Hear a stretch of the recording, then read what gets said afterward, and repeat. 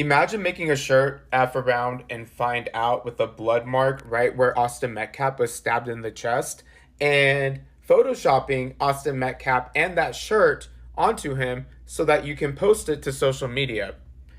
And then the comments are filled with Austin Metcalf had it coming. Justice for Karmelo Anthony. Karmelo Anthony was in the right. Self-defense. One, Karmelo Anthony wasn't even supposed to be there. Two, he wasn't supposed to have a weapon on school grounds. Three, he was asked multiple times nicely to leave. And isn't it so interesting how when Austin Metcalf's dad went to a press conference for Karmelo Anthony's family that he was not welcomed at and was asked to leave?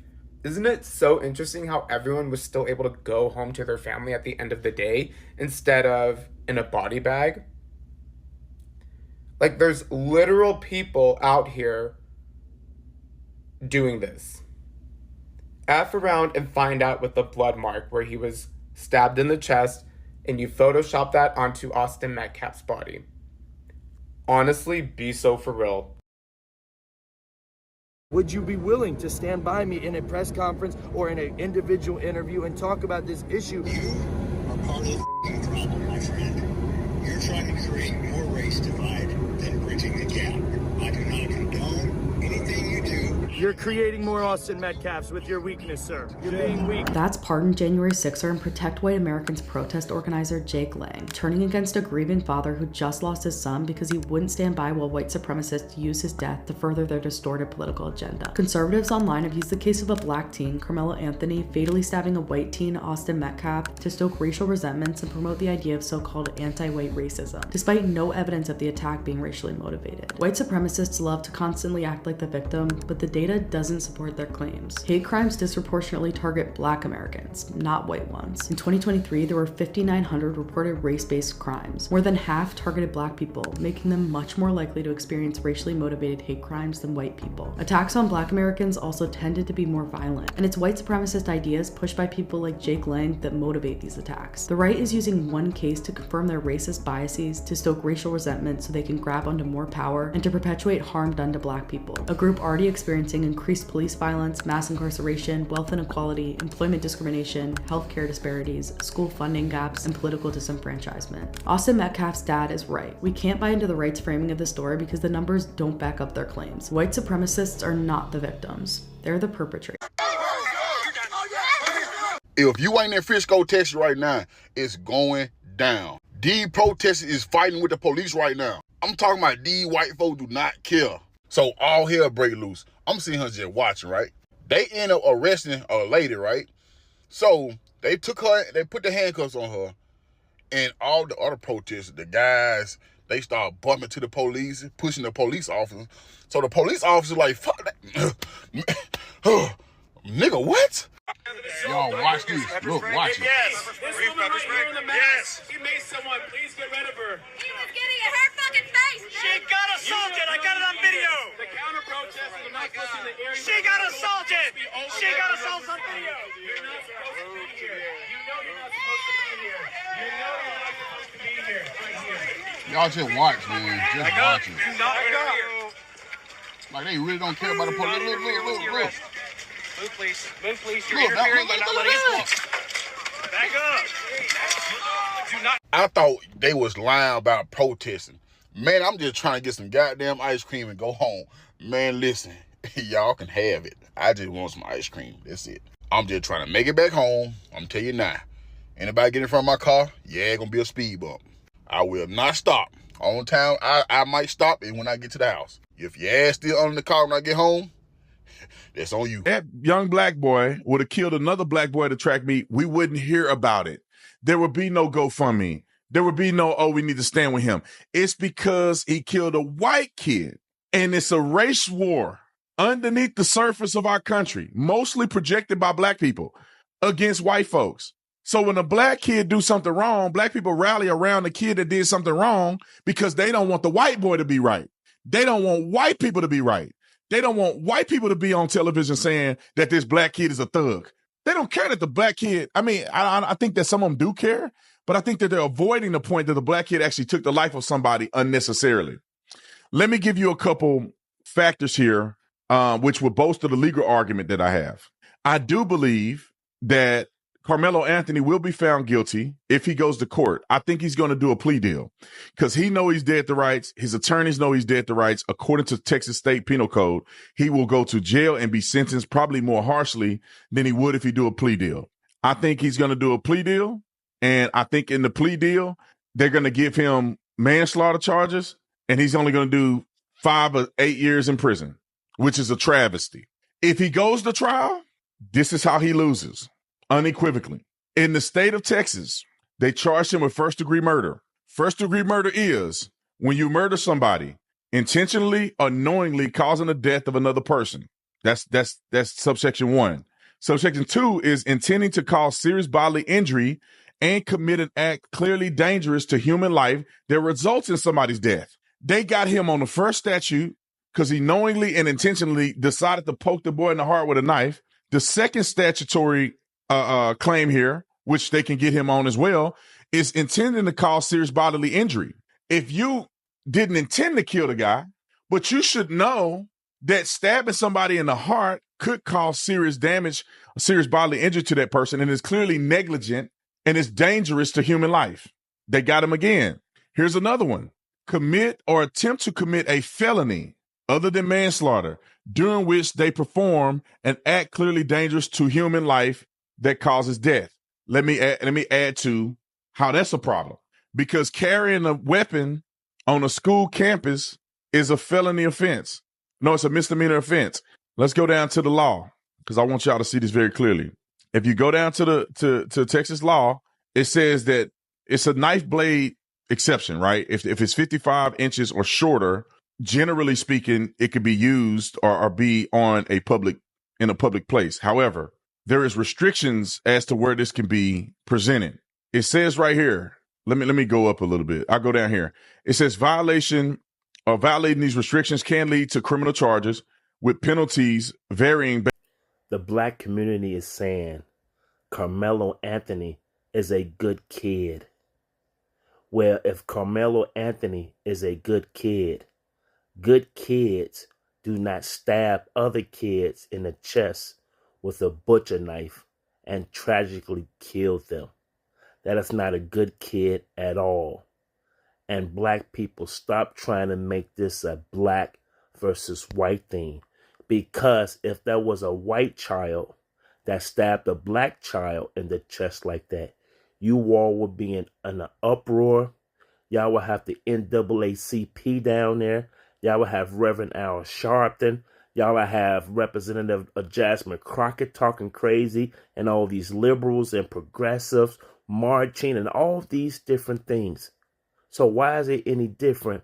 Because now Austin Metcalf is dead because of a black kid. What can I do for you? Jeff, first of all, my entire heart rests in your hands. I would be in my position, not even as somebody even knew your son, but somebody that shares the same understanding. I grew up as a 17-year-old young white man too, and I grew up in fear of my life around black people because they were killing and robbing people around me all the time. And I don't understand, as I was a father, you could sit idly by and not condemn the culture that killed your son. There is an epidemic problem in this country, and your voice could be one of the loudest voices in this country, but you've chosen to recoil out of fear and continue the suppression. Why will you not stand with me and with the rest of the people? We're not calling for racial divide. We're not calling for hatred. We're saying 350,000 attacks on white people by black people a year in this country is wrong. Why can't you stand that and say with that?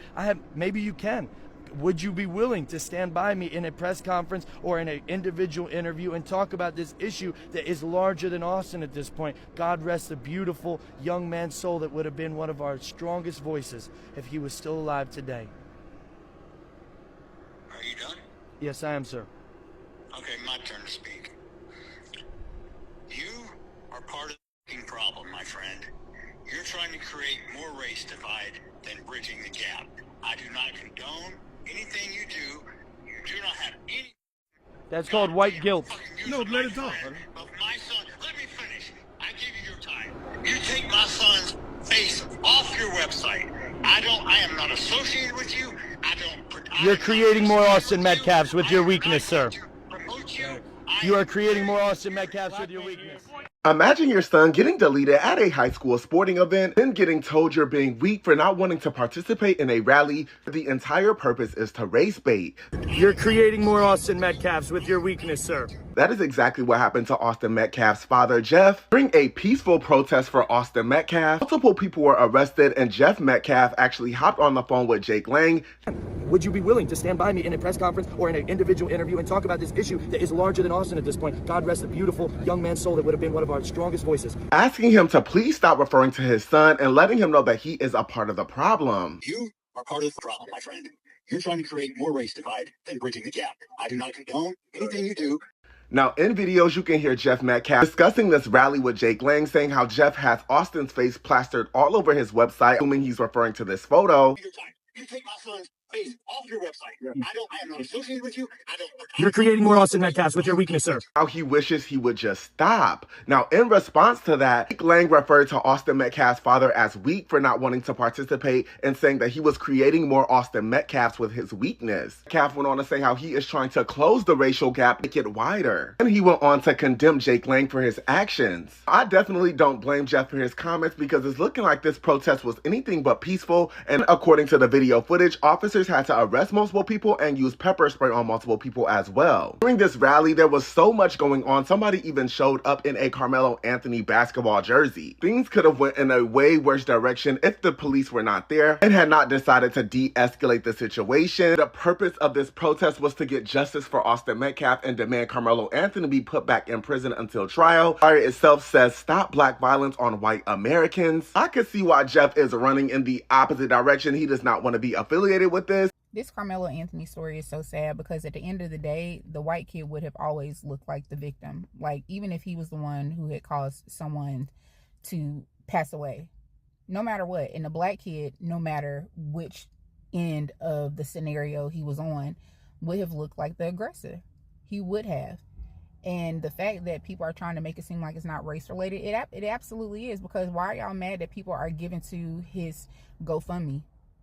To his attorney fees and all of that stuff. Why are y'all mad about that? Why aren't more people mad? Which is the problem. Why aren't more people mad about kids being bullied?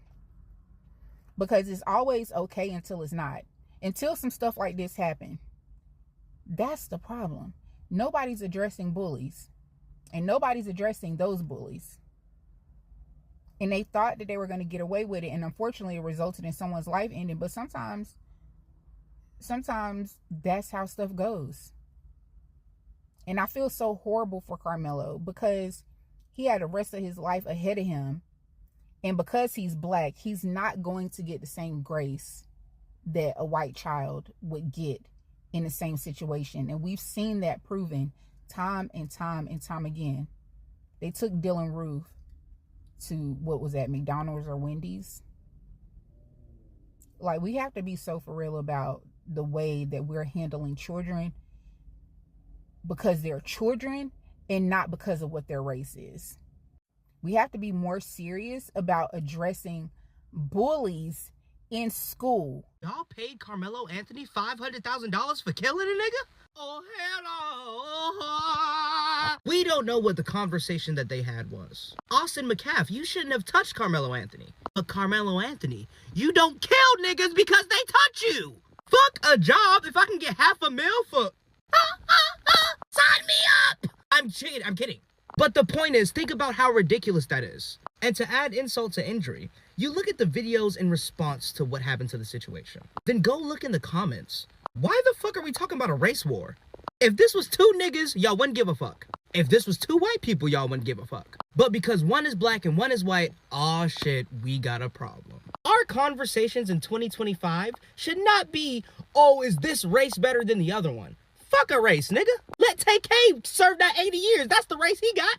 Only race I'm worried about is 2028 election when we figure out it's going to be Republicans versus who, because the Democrat Party losing niggas left and right. It don't even matter what party pulls up. Independent, Fifth Amendment, where's my pendant? You were saying. There is a clear pattern in the black community, and that clear pattern is not taking accountability. Black people in the black community tend to not take accountability or hold somebody accountable for their actions. Prime example, Karmelo Anthony goes and stabs and kills somebody and admits that he did it, but yet y'all don't want to hold him accountable in court. Y'all, in fact, don't want him to be charged at all for anything, which is quite weird, and actually set up a GoFundMe so he can get money to be able to help him in that process. As soon as somebody in the black community goes to jail for shooting Ray Ray, it's free him every single time. And that's exactly what's going on right here with Karmelo Anthony. It comes to a point in time we need to start holding people accountable. And you wonder why we can't move forward as a community is because we are not holding people accountable that have done something wrong. Correct your children when they do something wrong. You should correct anybody in your life that has done something wrong, including yourself. We need to start doing this. Period. I don't care who did it. I don't care what happened. If you did something wrong, you did something wrong. 17-year-old Karmelo Anthony was silent after bonding out of the Collin County Jail and being placed on house arrest. How is this self-defense? 2 days after the family of Austin Metcalf buried their son, they were at the Collin County Courthouse for a bond reduction hearing Monday. Karmelo Anthony is accused of stabbing and killing Metcalf at a Frisco track meet earlier this month. The case has quickly become national news, drawing a lot of attention, resulting in threats and increased security at the courthouse. Threats and, talk of race war and all kinds of insanity isn't good for, obviously, the Anthony family. It's not good for the Metcalf family. Cameras were not allowed inside the courtroom, but we did capture the Anthony family arriving. His father, Andrew, testified in the hearing. District Court Judge Angela Tucker said that she's never gotten this volume of calls and had to have this level of security in the courtroom in her 13 years on the bench. Court documents say Anthony stabbed Metcalf during a fight. When an officer arrived, court documents say Anthony told the officer, "I was protecting myself." Collin County District Attorney Greg Willis spoke after the hearing. The judge has made the call, and so what's important is what's next. And it's our job to be level-headed, to be fact-based, and to follow the truth wherever it leads. Anthony's father testified he's taking a leave from work because of the incident, and his wife is a stay-at-home mother with 3 other children. During the hearing, the prosecution brought up the fact that more than $400,000 have been raised for the Anthony family, saying a reduction is not needed because they have the funds. A big question in this case will be, why did Anthony bring a weapon to a high school stadium? It's a question that was asked of his attorney. That's an understandable question, but it's not something that, frankly, we're prepared to even go into. Now, in the opening statement to the media from that interview that you just heard, he led with talking about self-defense. Again, the court documents mention self-defense. We'll have to wait and see how that defense will be made in court when things pan out. Now, according to the judge, the terms of the bond are house arrest and ankle monitor. She told him to stay off social media, and he has to personally call her bailiff every Friday morning, not his parents, but him. And there's a list of other things that is set, and if he violates that, he'll return to the Collin County Jail. As a stay-at-home mom, I made it my life's mission to ensure our children are loved, nurtured, and supported every step of the way. In wake of this tragic incident, our family has been under attack. Whatever you think what happened between Karmelo and the Metcalf boys, my 3 younger children, my husband, and I didn't do anything to deserve to be threatened, harassed, and lied about. The lies and their amplification put my family in danger, as well as everyone in our community, everyone involved in the investigation, from the police, the attorneys, and the court staff. We have endured death threats. My 13-year-old daughter is afraid to sleep in her own bedroom because she's fearful of what may happen to her. I don't know why we are being targeted and discriminated against before a fair trial. Our son deserves the same rights under the law that everyone is afforded to. These people are trying to create a race war, and in my opinion, it feels like the George Floyd case all over. That's what I'm feeling. Y'all didn't show up to the protests and all the other ways, particularly black women get riled up. I guess it's been too quiet. And to the 92%, to the 8%, stay out of it. leave the men to this. And strangely, I've seen more men call it for what it is than black women. No matter how you slice it, he was wrong. And if Karmelo could bring a knife to a crowded place in the middle of the day, what more could he do if he was allowed to exercise his Second Amendment rights? There's no excuse for it. Wrong is wrong.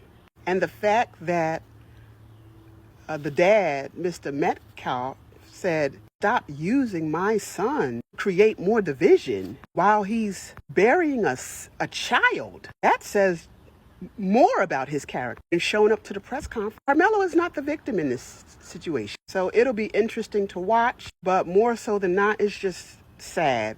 Two families devastated forever.